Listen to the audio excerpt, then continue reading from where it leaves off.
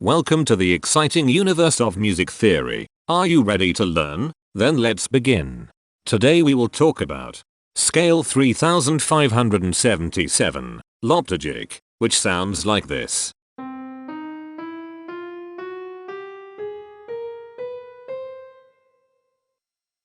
This scale has 9 tones, which means it is called an enneatonic scale. This is a bracelet notation diagram of scale 3577. The shaded circles represent tones that appear in the scale, and they are read clockwise, starting at the top.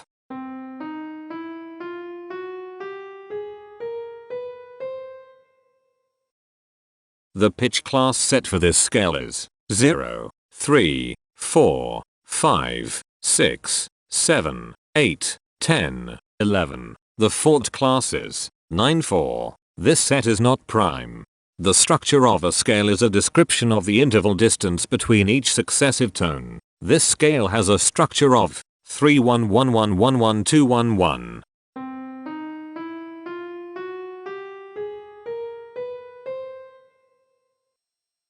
The binary representation of this scale is determined by mapping tones of the scale to binary digits. Each binary digit represents a power of 2.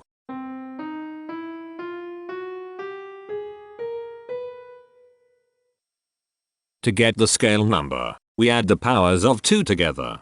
The powers of 2 that are present in the scale, all added together, equals 3577. That is why the scale number, in decimal, is 3577. The scale number not only enumerates the scale with a unique index, but it also literally describes the tonal content of the scale. Represented as a binary number in base 2, the scale number is 110111111001. Here are the common triads present in this scale. The diagram in the center is a graph of parsimonious voice leading between triads. There are 5 major triads. There are 5 minor triads. There are 2 augmented triads. There are 3 diminished triads. Here is a Hamiltonian path of parsimonious voice leading that uses all the triads.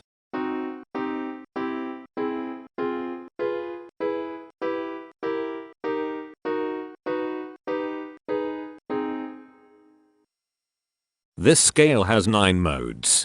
The first mode is itself. The second mode is scale 959, also known as Cateridgic. It sounds like this.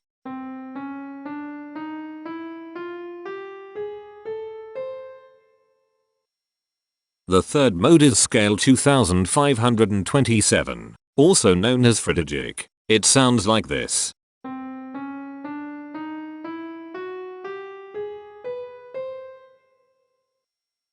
The fourth mode is scale 3311, also known as Mixodygic. It sounds like this.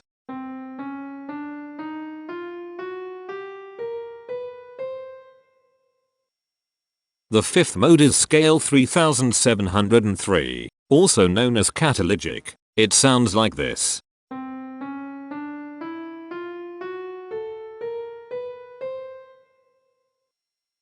The sixth mode is scale 3899, also known as Cateridgic. It sounds like this.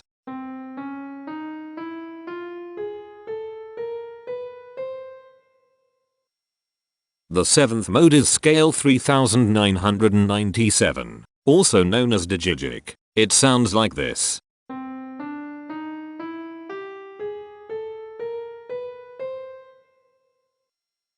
The eighth mode is scale 2023, also known as Zadigic. It sounds like this.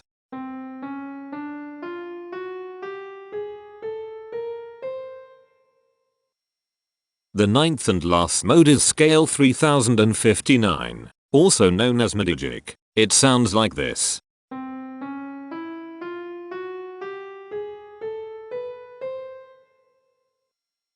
Imperfections are tones that have no tone a perfect fifth interval above them. This scale has 2 imperfections. They are at positions here and here. Hemitones are instances where two tones in the scale are a semitone apart. This scale has 7 hemitones. They are at positions here, here, here, here, here, here, and here. Cohemitones are instances where two hemitones are beside each other.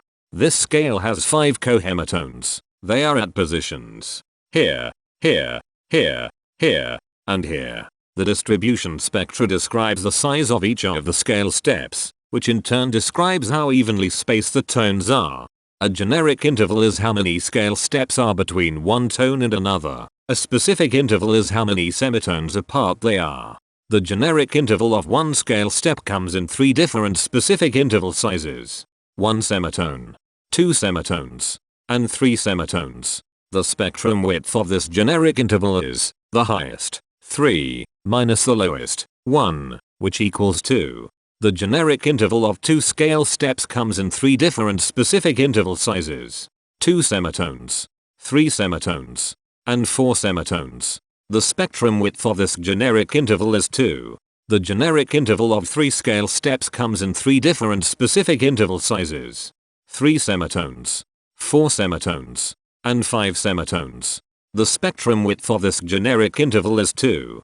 The generic interval of 4 scale steps comes in 4 different specific interval sizes: 4 semitones, 5 semitones, 6 semitones, and 7 semitones. The spectrum width of this generic interval is 3. The generic interval of 5 scale steps comes in 4 different specific interval sizes: 5 semitones, 6 semitones, 7 semitones, and 8 semitones. The spectrum width of this generic interval is 3. The generic interval of 6 scale steps comes in 3 different specific interval sizes: 7 semitones, 8 semitones, and 9 semitones. The spectrum width of this generic interval is 2. The generic interval of 7 scale steps comes in 3 different specific interval sizes: 8 semitones, 9 semitones, and 10 semitones.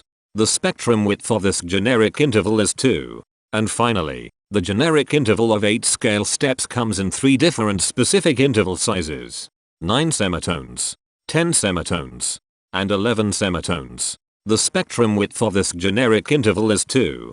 The spectrum variation is the sum of all the widths, divided by the number of tones. The spectrum variation of this scale is 2. Since the variation is greater than 0, this indicates that the scale is not perfectly even. The highest spectrum width is 3. Since this is greater than 1, we know that this scale is not maximally even. If every spectrum has exactly 2 specific intervals, we call that the Myhill property. This scale does not have the Myhill property. Since the generic interval ranges overlap, this scale is an improper scale.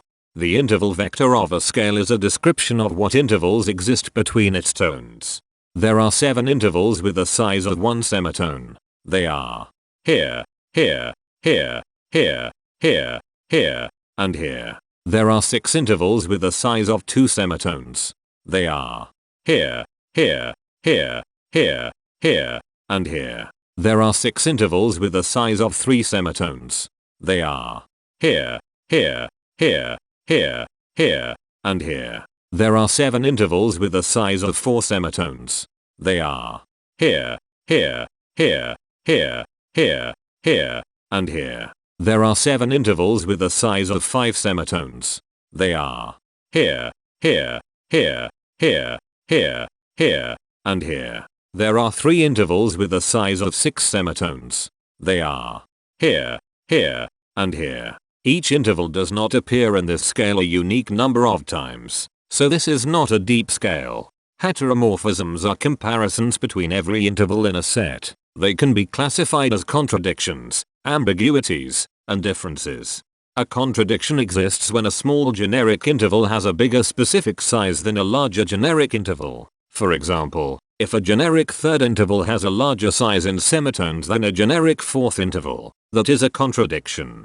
The number of contradictions in this scale is 41. An ambiguity exists when 2 intervals have the same specific size, but they have different generic intervals. For example, if a generic fourth and a generic third interval are the same size in semitones, that is an ambiguity. The number of ambiguities in this scale is 103. A difference exists when two intervals have the same generic size, but different specific sizes. For example, a major third and a minor third both have the same generic size, but they have different sizes when measured in semitones. The number of differences in this scale is 190. The coherence quotient measures the proportion of ambiguities and contradictions among a set's intervals. A scale with a higher coherence quotient is a good candidate for musical usefulness. The coherence quotient is 0.688. The sameness quotient measures the proportion of heteromorphic differences among a set's intervals. A scale with a higher sameness has fewer differences, so it is also a good candidate for musical usefulness. The sameness quotient is 0.34. This scale has no reflective symmetry. This scale has a different pattern of intervals ascending and descending, so it is not palindromic. This scale has no ridge tones. The balance of a scale depends whether the tones are spaced equally enough for the center of gravity to be in the center of the scale.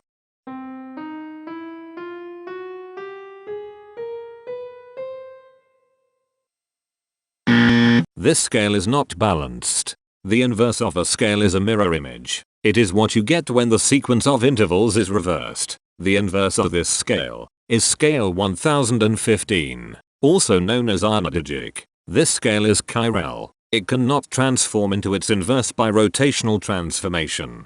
This scale has no rotational symmetry.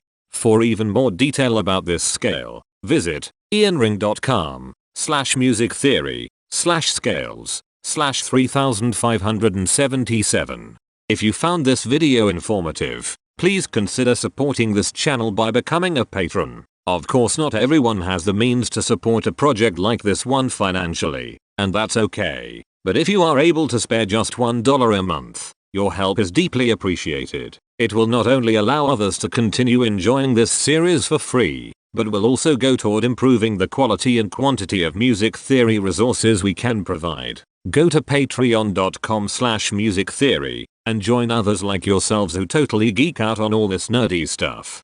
Thank you to these Patreon patrons.